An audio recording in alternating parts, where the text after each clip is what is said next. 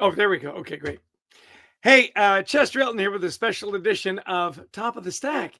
This is where I like to share great books that I've been reading over the last weeks or months with you. I think that we really need to feed our minds if we're going to be good leaders, if we're going to be good teammates. But today I've got a really special edition. I'm going to invite in a dear, dear friend of mine, longtime business partner and co-writer, Adrian Gostick, because he has written not a business book, just a great Western novel.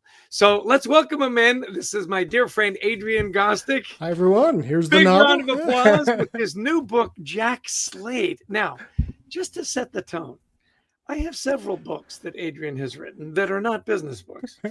I have one. It is just so wonderful. Do you even remember? I do, yeah. Yeah. This is Daniel Sparrow. It's a Christmas story. He had it illustrated by our good friend, Shauna Rasso. It's just such a heartwarming little story. I love this book. Jessica's Search. We're going way back. But middle my readers, family's favorite novel that you wrote, and you know it's coming, Eddie and the Habs. This is a book that Adrian wrote. When was this? Oh, my gosh. 1930s, I think it came out. Yeah. Yes, really. But a wonderful little book about a hockey player. Adrian lived for a while in Montreal, became a Montreal Canadiens fan known as the Habs. That's right. And wonderful. Well, Adrian and I have written 17 books together. Can you believe it? Wow. And he has and it launches here in November.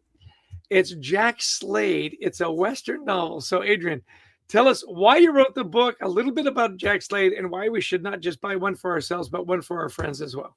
Well, I started writing this book 15 years ago. I found this story. Yeah.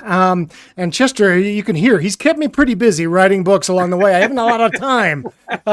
So every now and then I'd open it up and type away. And it was a story that just stuck with me. So I don't know if I've ever told you the story of how I found it, Jess. So we're up in Montana, me and the family, and we're taking the ghost tour one night. Right. And there were some actors on the tour with us because they just finished their production of the play that night. And so they were on the tour with us. And I'm standing by a guy named Jamie, who's one of the young actors. And all of a sudden he screams. We're in an old barn. And he just screams. And he says he was holding a piece of grass that he picked up on the tour, just pulled it out of the ground and was holding it. And something yanked it out of his hand, some unseen force while we were standing there. And he screams. Well, a couple of years later, we took the tour again. And they told the story of Jamie screaming on the tour. And we raised our hands and we said, we were there that night. Nobody believed us, but it was true. So, and then the tour guide told the story of Jack Slade, who had been hung in this very building. And they started telling us the story, how after he had been hung, that his wife pickled his body and this. And I started doing a little research on Jack Slade, who was this true character from the 1860s, who became the law west of Kearney, Kansas, all the way to the Rocky Mountains, and the only law in the West. And I just became fascinated by this story. And well, you've actually read the book. Yeah, I got my advanced copy. So spoiler alert, he gets hanged. But that doesn't happen in this book. We just learned it, as you know. Yeah. I don't remember that being the big finale. As far as I knew, he was still alive. Yeah. But I mean, if you're born in 1860, you know you're not alive right now. So something had to happen to him. Somehow you're going to meet your demise. Yeah, no, it really is a wonderful story. And the fact that it's based on a true story. Now, you didn't have his diaries or anything. I mean, you had to fill in the gaps, right? Which is your poetic license. And exactly. You're allowed to do that. Tell us a little bit about, because what I loved about it was this was the beginning of the Pony Express. Yeah. And now if we have to wait more than 3 or 4 seconds for something to download, we're upset. Back then it would take like weeks to get a letter, from anywhere. So tell a little bit about that. Yeah, because Jack he started out as a wagon master. So from Leavenworth, Kansas, out to the Rocky Mountains, there were stagecoach stops all the way along. Every 20 miles or so, there would be stops for the stage to stop, and also these freight wagons. Well, that's how Jack started. He was a master of these freight wagons, and they would bring supplies from east to the west and then take back lumber and beaver pelts and all these things back to civilization, if you will.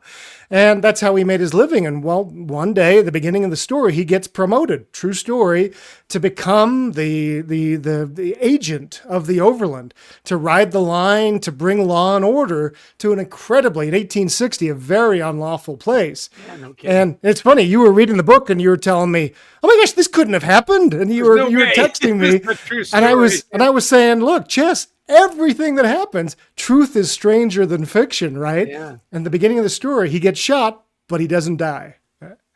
Yeah, he gets shot a lot.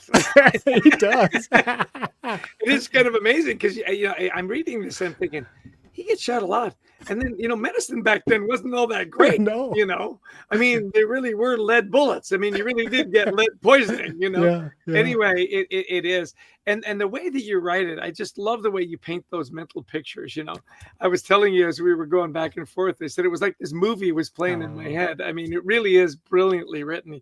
You've got a real gift for that storytelling. A lot of people say Leonardo DiCaprio is already associated with this project, but I may just be making that up right now, but yeah.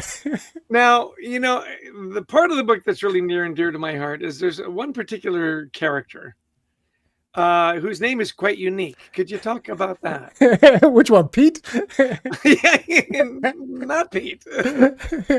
Oh, that's right. There is a character named Chester Tanner. Tanner. Yeah. I had somebody who name, by the way. I did have somebody who wanted to be included in the book, and I couldn't say Chester Eldon. That's a little too on the nose. But right. Yeah, your family name is your mom's name. It was a Tanner, right? Yeah. So yeah, but it's an interesting character because this is somebody who actually did exist and he actually ran Julesburg after this happened and was the sort of the sane one, a big Bonnie Scott who came in to bring law and order to Julesburg itself. Yeah.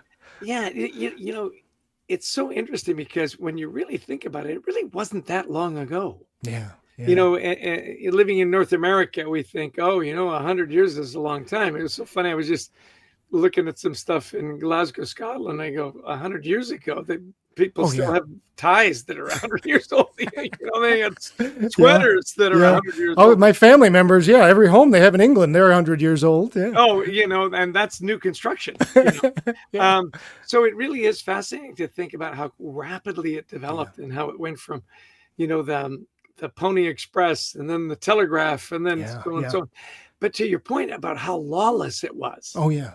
And there were no sheriffs. The movies show us the sheriffs. There were no sheriffs, except in a really big town like Denver or something. Yeah. Yeah. But they talk about how Jack Slade has got to go fire a guy, a French Canadian, which is near and dear to our hearts.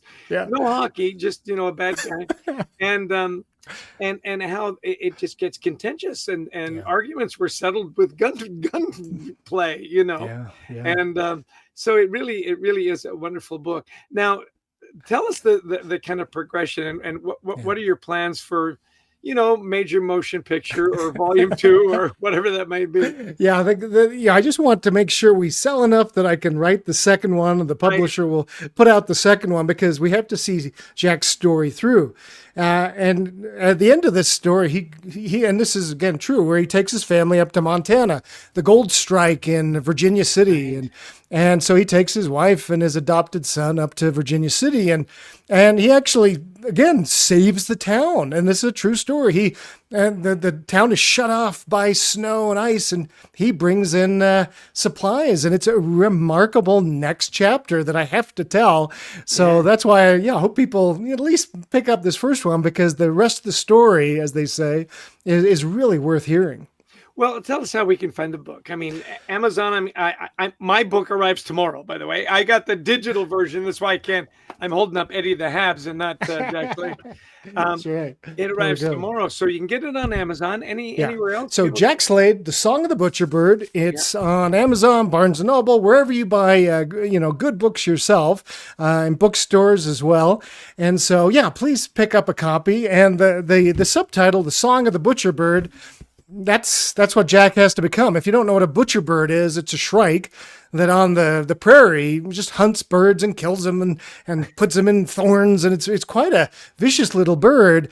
Well, Jack has to become the butcherbird. That's what he has to do in this role, as you know, Chess, and it's sort of against his nature. He's a little bit of a pacifist. Doesn't even hunt. And yet he is put in this role, and sometimes aren't we? We're putting these roles in leadership that we don't really like, and in his case, it leads him to eventually, I'm going to go up to the goldfields because it just wasn't true to who he was. Yeah, yeah. No, it is really interesting. So what you're saying is butcherbirds, not great pets. No. If you got a butcherbird and found your cat was missing, well, it was probably the butcherbird. Well, listen, this is such a great next chapter. No pun intended. Actually, probably pun intended. Yeah. For you to be writing these novels and whatnot, Adrian. And I was just so thrilled that you sent me the advanced copy. So again, it's Jack Slade, Song of the Butcherbird. Order yours on Amazon. I pre-ordered mine. And Chester Elton on the back there endorsing it. Endorsement on the back. Yeah. Honored to do that. So yeah, it makes for, we're coming up to Thanksgiving. We're coming up to Christmas. I still think books are a great gift. So if you've got a friend that's at all enthralled with Western culture and Western stories, this one is a really good one. Oh, and as Adrian said, let's buy enough so that we can get to the next chapter, because the next chapter sounds pretty good too, even though we know he gets hanged at the end. Yeah. You'll forget by then. I've already forgotten. Yeah, I've already forgotten it. Well, anyway, so that's Top of the Stack. I'm Chester Elton. This is my dear friend Adrian Gostick, author of the new book, Jack Slade, Song of the Butcherbird, available at fine bookstores everywhere. Make sure you pick up a copy for yourself and a gift for a friend. And until next time, keep reading, keep feeding your brain, keep that book that's on the top of the stack, keep cracking that open and keep reading. Take care, friends. We'll see you next time. Cheers.